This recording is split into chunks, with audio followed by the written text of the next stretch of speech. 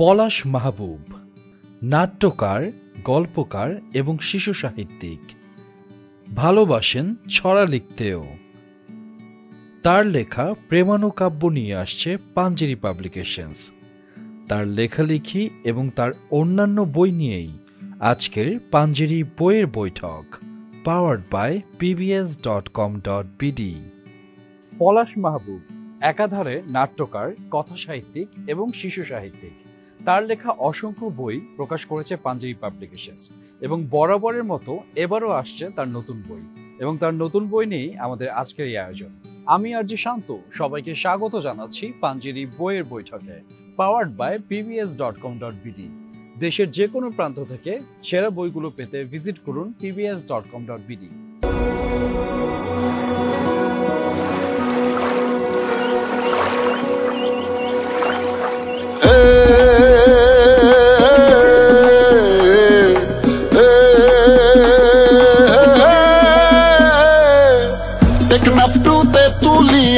দূরের কাছের নগর গাঁও, বুক পকেটে বুক শপ আছে, যেমন বই নিতে চাও সবার জন্য সারা দেশে pbs.com.bd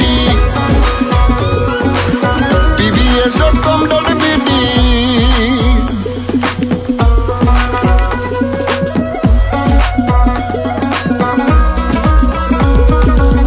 জ্ঞানের জন্য পাঠ্য বই আর মনের জন্য মননশীল গল্প, নাটক, ভ্রমণ, কমিক্স, বইয়ে অ্যাডভেঞ্চারের ফিল,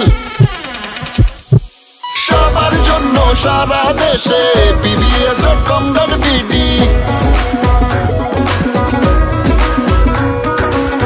দেশ বিদেশি প্রকাশনীর এক ক্লিকেই বই রেডি, সবার জন্য সারা দেশে pbs.com.bd, সবার জন্য সারা দেশে pbs.com.bd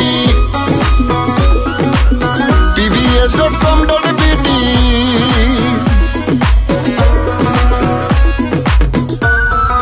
এক ক্লিকেই বই রেডি pbs.com.bd। পাঞ্জেরি পাবলিকেশনস থেকে এই বছরের বইমেলায় কি কি বই প্রকাশ হতে যাচ্ছে আপনার? এবছর আমার 3টি বই প্রকাশিত হয়েছে, এবং এখন পর্যন্ত যে 3টি প্রকাশিত হয়েছে 3টি পাঞ্জেরির বই, এবং একটি হচ্ছে পমার বচন 2, আরেকটি হচ্ছে প্রেমানুকাব্য, এবং আরেকটি হচ্ছে আমার লজিক লাবু সিরিজের 7ম বই 13 নম্বর তুলকালাম। এই 3টি বই পাঞ্জেরি থেকে প্রকাশিত হয়েছে। আপনার প্রায় প্রতিটি বই দেখা যায় সিরিজ আকারে আসে। লজিক লাবু সিরিজ আকারে 7 চলে আসলো, প্রেমানুকাব্য আসছে, পমার বচন 2 আসছে। সিরিজ আকারে আসার পেছনে কারণটা কি? এটার একটা সবচেয়ে সহজ উত্তর হচ্ছে এক ধরনের হয়তো পাঠক প্রিয়তা আছে, যে কারণে, চাহিদার কারণে। আলটিমেটলি বইকে আমরা যতই সৃজনশীল বিষয়ে বলে থাকি না কেন, বই কিন্তু আলটিমেটলি একটি পণ্য, এবং প্রকাশক এটা দিয়ে মানে বিজনেস করেন। আলটিমেটলি লস বা যে বই চলে না সেটা নিয়ে আসলে পরবর্তীতে আগ্রহ থাকার কথা না স্বাভাবিকভাবেই।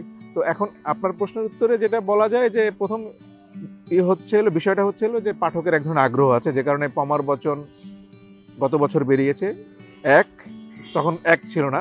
এবছর যেহেতু পমার বচন 2 বেরোচ্ছে, তার মানে ওটা 1 হয়ে গেছে অলরেডি। হ্যাঁ, সো জনপ্রিয়তার কারণে, এবং পমার বচন আপনি জানেন যে প্রচুর পাঠক প্রিয়তা পেয়েছে, যেটা এখনো অব্যাহত আছে। তারপরে প্রেমানুকাব্যটা মানে আমি লেখা শুরু করি 2002 সালে, অনেক আগে।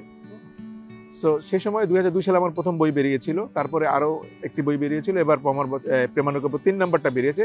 যেহেতু প্রকাশনী ভিন্ন, এই জন্য আমি নাম্বার দেইনি, কিন্তু এটা এখান থেকে প্রথম। কিন্তু আমার টোটাল প্রেমানুকাব্য যদি আমি ধরি 3 নম্বর বই। আরেকটা হলো যেটা আমার লজিক লাবু সিরিজ, কিশোর উপন্যাসের সিরিজ, সেটার 7 নম্বর বই বেরিয়েছে। মাঝখানে 2-1 বছর এটা আমি লিখতে পারিনি, কিন্তু লিখতে না করার কারণে আমি দেখেছি প্রতি মেলায় যে কিশোর পাঠকরা এই লজিক লাবু সিরিজের বই খোঁজে, নতুন বই খোঁজে। তো আমার কাছে মনে হলো যে না, এটা যেহেতু কিশোর পাঠকদের মধ্যে এটার চাহিদা আছে, তো এটা আমার কন্টিনিউ করা উচিত। যে কারণে এবছর বেরোলো যে লজিক লাবুর 7 নম্বর বই সিরিজের 7 নম্বর বই 13 নম্বর তুলকালাম। তো যেটা আমি একদম শেষে বলতে চাই সারাংশ হিসেবে, যে আসলে এক ধরনের পাঠকের আগ্রহ এবং নিজের আগ্রহ তো বটেই। আমি পমার বচন লিখতে মজা পাই, প্রেমানুকাব্য অনেকদিন লিখিনি, কিন্তু এবার আসার পরে যে সাড়া পাচ্ছি, আমার কাছে মনে হচ্ছে আগামী মেলা তো এটার ধারাবাহিকতা থাকবে। সবকিছু মিলিয়ে পাঠকরা নিচ্ছেন বলেই আমিও কন্টিনিউ করছি, পাশাপাশি আমার নিজেরও আগ্রহ আছে অবশ্যই। পমার বচন 2 এবং প্রেমানুকাব্য 2 যে বইটা, এবং সেই বইটা যে অভিনব পদ্ধতিতে প্রকাশ হচ্ছে এবং ফরম্যাটটাই আলাদা, ছোট করে, এই ব্যাপারটা একজন লেখক হিসেবে আপনি কিভাবে দেখেন? না, নিঃসন্দেহে, এবং এটি আমি মানে নিঃসংকোচে বলতে চাই, এটা কিন্তু আমার আইডিয়া না বা আমাদের কোনো লেখকের আইডিয়া না। আমি যদি জানি এটা কিন্তু পাঞ্জেরি যে প্রকাশনী তাদেরই আইডিয়া যে এই সাইজের একটি বই, কারণ আমরা তো আসলে প্রোডাকশনের লোক না, আমরা তো বলতে পারবো কিন্তু আমাদের তো আইডিয়া নেই যেভাবে বই করা সম্ভব। এটি পাঞ্জেরিই করেছে। এবং আমি এটি স্বীকার করবই যে পমার বচন যদি অন্য কোনো ফরম্যাটে বইটা বের হতো, আমার ধারণা এখন যে পরিমাণে রেসপন্স, এবং এটা ইতিমধ্যে 7ম এডিশন শেষ হয়ে গিয়েছে, এটা তো একটা হিউজ ব্যাপার। আমাদের এখানে বইয়ের পাঠক তত নেই, এবং পমার বচনের মতো একটি বই, তো এটার একটা বড় কারণ কিন্তু আমার কাছে মনে হয় এটা সাইজ একটা বিষয়। এবং বইটি আপনি দেখেছেন নিশ্চয়ই, খুব কিউট একটা বইয়ের মানে খুব সবাই যারই চোখে পড়ে সেই হাতে নেয়, এবং হাতে নিলে যেটা সুবিধা হচ্ছে ভিতরে কন্টেন্ট পছন্দ হলে নিয়ে নেয়। তো প্রথম কথা হচ্ছে হাতে নেওয়া পর্যন্ত তো ওই সাইজ, কালার বা প্রোডাকশনের একটা বড় ভূমিকা আছে, তারপরে না আপনি কন্টেন্ট দেখবেন। তো আমার কাছে মনে হয় যে এই যে একটা অভিনব এবং নতুনত্ব বটে পাঞ্জেরি বই প্রকাশনার ক্ষেত্রে এনেছে, এবং আমার পমার বচন, পরে প্রেমানুকাব্য, এবং আরও অনেকেরই এ ধরনের বই বেরোচ্ছে। এবং এটা একটা প্রথমে আমি যতদূর জানি এক ধরনের পরীক্ষামূলক ব্যাপার ছিল, কিন্তু এটা মানে খুবই সাকসেসফুল একটা পরীক্ষা হয়েছে, এবং যে কারণে পাঞ্জেরি এখন এই ধরনের বইয়ের সংখ্যাও বাড়িয়েছে। তো আমি এটা পাঞ্জেরি প্রকাশনী নিঃসন্দেহে, আমি আগেও বলেছি বা অনেক জায়গায় বলি, সবসময় বলি যে এটা এই কৃতিত্বটা পাঞ্জেরি প্রকাশনীর। এবং আমার যতদূর ধারণা যে পাঞ্জেরির যে আমাদের সবার প্রিয় শায়ক ভাই, উনিও এই পরিকল্পনার সাথে, ওনারও এক ধরনের আমার কাছে আমি যতদূর জানি যে এক ধরনের উনিও এটার সাথে জড়িত আর কি, এবং হয়তো ওনারই আইডিয়া। তো আমার কাছে মনে হয় যে এটি এই সাইজটা, প্রকাশকদের আসলে এই ধরনের বিষয় নিয়ে, প্রকাশনীতে আসলে গবেষণা, শুধু বই এক ফরম্যাটে করে যাবে সেটা তো না। এই ধরনের আমার কাছে মনে হয় যে অন্যান্য প্রকাশকরা এই ধরনের সৃজনশীল নতুন উদ্ভাবনী ব্যাপার স্যাপার নিয়ে এক্সপেরিমেন্ট তারাও করতে পারে, তাহলে আমার কাছে মনে হয় যে আমাদের প্রকাশনীতে আরো নানা মানে বৈচিত্র্যর সংখ্যা আরো বাড়বে। পাঞ্জেরি থেকে যে বই প্রকাশ হচ্ছে এটা কতটুকু উপভোগ করেন, এবং একই সাথে পাঞ্জেরি পাবলিকেশনস অন্যান্য যে প্রকাশনাগুলো রয়েছে সেগুলো থেকে কতটুকু আলাদা বলে আপনি মনে করেন? নিঃসন্দেহে উপভোগ করি, কারণ আমার তো প্রায় 2015 সাল থেকে শুরু, আজকে 2025, প্রায় 10-11 বছর হয়ে গেছে টানা বই বেরোচ্ছে কোনো বিরতিহীনভাবে। 1টি, 2টি, 3টি, 4টি, 5টি পর্যন্ত এক মেলায় বই পাঞ্জেরি থেকে আমার প্রকাশিত হচ্ছে। সো এই যে একটা লম্বা সময়, যে ধারাবাহিকতা, এটা কিন্তু এক ধরনের বোঝাপড়া না হলে কিন্তু সম্ভব না। হ্যাঁ, বোঝাপড়া দুই দিক থেকেই দরকার। এবং পাঞ্জেরি সবচেয়ে বড় আমার যে কাছে মানে ভালো লাগে সেটা হচ্ছে এক ধরনের পেশাদারিত্ব আছে, যেটার এক অভাব আমাদের প্রকাশনী জগতে কিন্তু আমরা সচরাচর বলতে শুনি লেখকদের, বা মানে প্রকাশনা জগতে ওই অর্থে পেশাদারিত্বের ব্যাপারটি কিন্তু তৈরি হয়নি, অনেক সীমাবদ্ধতা আছে। তার মাঝেও পাঞ্জেরি এবং পাঞ্জেরির মতো অল্প কিছু প্রকাশনা সংস্থা আছে যারা পেশাদারিত্বের সাথে কাজটি করতে চায়, বা ওই ধরনের চেষ্টাটা তাদের মধ্যে আছে। তারপরে হচ্ছে পাঞ্জেরির বইয়ের কোয়ালিটি। একটি বই আলটিমেটলি লেখকের হাত থেকে যাওয়ার পর এটা আসলে প্রকাশকের হাতেই থাকে, এবং তিনি আসলে সিদ্ধান্ত নেন বইটি কতটা ভালোভাবে তিনি করবেন, সেই আন্তরিকতাটাও খুব জরুরি। আমি পাঞ্জেরি থেকে, আপনি নিশ্চয়ই জানেন যে পাঞ্জেরির একক লেখক হিসেবে আমার বই এখন পর্যন্ত আমি যদি জানি সর্বোচ্চ, আমার প্রায় 27-28টি বই পাঞ্জেরি থেকে প্রকাশিত হয়েছে। সো এই ব্যাপারটা কারণ হয়েছে, কারণ যে বই ধরলে ভালো লাগে, কোয়ালিটি, একটি বই যে বইয়ের ভিতরে যত্নের ছাপ লাগবে, একটা জিনিস আমরা নানাভাবেই করতে পারি, যেন তেনভাবেও করা যায়। আবার আপনি একটা জিনিস ধরলেই কিন্তু বুঝতে পারবেন যে এটার ভিতরে কতটা পেশাদারিত্ব এবং যত্নের ছাপ আছে। সো আমি পাঞ্জেরির বইয়ের ক্ষেত্রে নির্ভুল বই, এটাও একটা ব্যাপার। অনেক আছে যে বইয়ের প্রুফ ঠিক মতো হয় না, মানুষ একটা মানে পাতায় পাতায় ভুল। তো পাঞ্জেরির এইসব ক্ষেত্রে তারা খুবই যত্নশীল, বইয়ের কোয়ালিটি খুবই ভালো হয়, নির্ভুল থাকে। হ্যাঁ, এবং একটি বড় টিম এটার পেছনে কাজ করে। সবকিছুর পরে যে তাদের বললাম যে পেশাদারিত্ব, এটা আমার খুব ভালো লাগে যে লেখক আপনার পেশাদারিত্বের আরেকটা বিষয় হচ্ছে যে লেখকের সাথে দেনা পাওনার ব্যাপারটাও, এটাও আমাদের অনেক প্রকাশকের মধ্যে আমরা দেখি। যেহেতু ধরেন আমার প্রায় 24-25 বছর হয়ে গেছে, মানে আমি একদম অনেক ছোটবেলা থেকেই লেখালেখির সাথে, আমার মোটামুটি সব ধরনের, আমি যখন শুরুর স্ট্রাগল করছি ওই সময়ের অভিজ্ঞতাও আমার আছে, এখন একটা পর্যায়ে যতটুকু এসেছি সেটারও অভিজ্ঞতা আছে।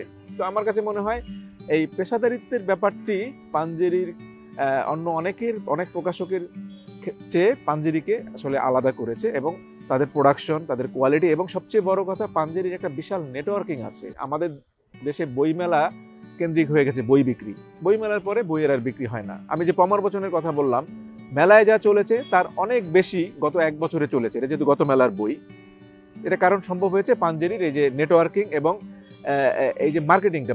বই তো আসলে প্রোডাক্ট, যেটা শুরুতে আমি বলেছি যে এটা কিন্তু গুরুত্বপূর্ণ। বইমেলা শেষ, বইয়ের কোনো আর হদিস থাকে না, এটা হওয়া উচিত না। তো পাঞ্জেরির হয়তো তারা আরো সামনে এটাকে আরো ব্যাপক ও বিস্তৃত করবে, কিন্তু তাদের যে এখন যে এক্সিস্টিং যে নেটওয়ার্কিংটা আছে সেটাও কিন্তু অনেকের নেই। তো সবকিছু মিলিয়ে একজন লেখক হিসেবে আমি তো চাই আমার বই অনেক বেশি পাঠকের কাছে যাক। তো আমি পাঞ্জেরির কাছ থেকে এই চেষ্টাটা এবং এই আন্তরিকতাটা গত 10-11 বছর আমি যতদিন ধরে আমার পাঞ্জেরির সাথে আমার যাত্রা আমি পেয়েছি, যে কারণে আসলে পাঞ্জেরি এক ধরনের নির্ভরতার নামও আমার কাছে আছে লেখক হিসেবে। লেখালেখি বিভিন্ন মাধ্যমে আপনাকে পাওয়া যায়, হোক সেটা ছড়া, গল্প, কিংবা কিশোর উপন্যাস, কিংবা নাটক বা অন্যান্য কথা সাহিত্য। এই জিনিসটা আসলে কতটুকু উপভোগ করেন?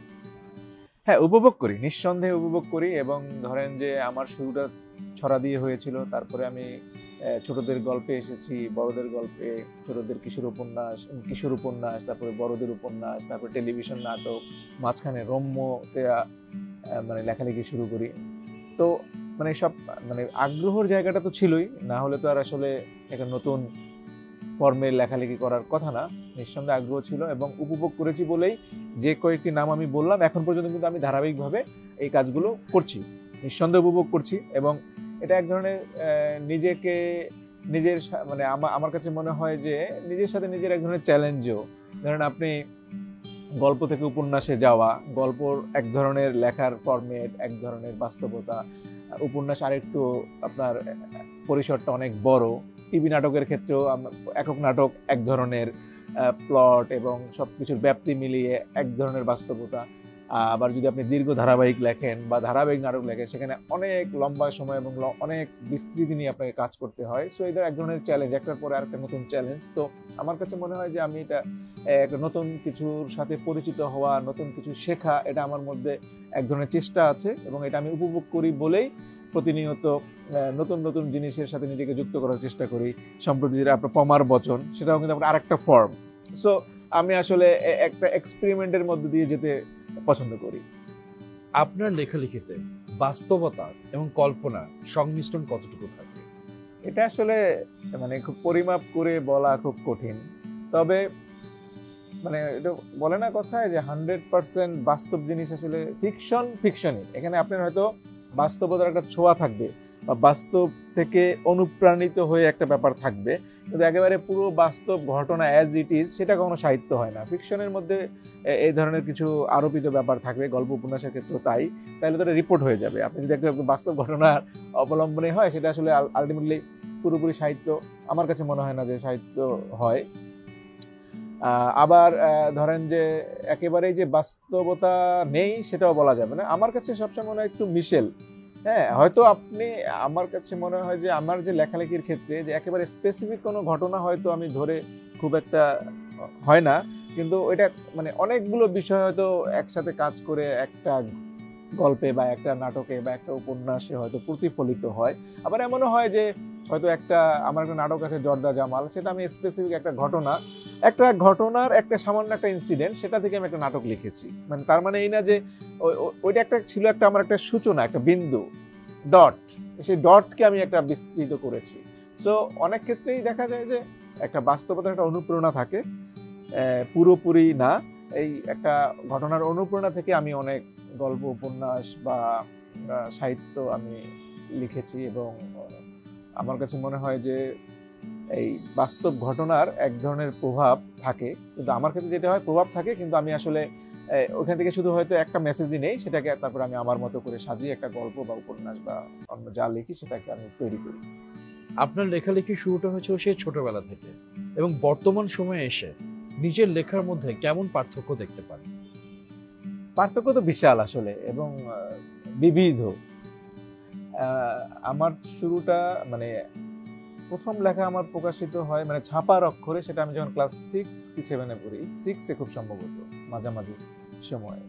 তারপরে কিন্তু একেবারে ধরেন আমি একেবারে টানা লেখা শুরু করেছি আমি যখন আমার ম্যাট্রিক পরীক্ষা দেওয়ার পর থেকে, মানে টানা মানে প্রতিদিন 8টা 10টা করে 15টা পর্যন্ত চিঠি ইনভেলপে লেখা ভরে, আমি তখন খুলনায় থাকতাম, ওনাকে শুধু বিভিন্ন পত্রিকা অফিসের ঠিকানায় পাঠাতাম। হ্যাঁ, আমার প্রচুর লেখা, অনেক শুরুর দিকে লেখা ছাপা হয়েছে পলাশ মাহবুব খালিশপুর খুলনা, পলাশ মাহবুব 10ম শ্রেণী, পলাশ মাহবুব একাদশ শ্রেণী, দ্বাদশ শ্রেণী। হ্যাঁ, সো আমার কিন্তু এভাবে স্টেপ বাই স্টেপ আমি এখন আজকে যেখানে আছি সে পর্যন্ত এসেছি। তো শুরুর দিকে ধরেন নিজে থেকেই প্রচুর লেখা পাঠাতাম, যেটা স্বাভাবিক, পত্রিকার ঠিকানা ধরে ধরে, মানে সব জায়গায় সব পত্রিকা বাংলাদেশের ওই সময়কার যারা বিভিন্ন ছোটদের পাতা বা লেখালেখি ছাপা হতো এরকম পাতার সম্পাদক সবাই আমাকে চিনতো, হ্যাঁ, যে পলাশ মাহবুব খুলনা থেকে। তো সেক্ষেত্রে আমি আমার দিক থেকে কিন্তু একটানা পাঠিয়ে গিয়েছি। হ্যাঁ, তারপর একটা সময় আসলো আমার কাছে লেখা চাওয়া শুরু হলো পত্রিকা থেকে। আগে আমি দিতাম সব পত্রিকায়, তারপর পত্রিকা থেকে যোগাযোগ করতে একটা লেখা দেন ভাই, সেখান থেকে আরো যখন ভাই দিতেই হবে, মানে প্রেসার, বা আমাকে বিভিন্ন প্ল্যানের মধ্যে আমার নাম যুক্ত করা, ঈদ সংখ্যায় পলাশ মাহবুবেরই, বা এই পর্যায়ে আসা। তো প্রতিটাই কিন্তু এক ধরনের শিফটিং।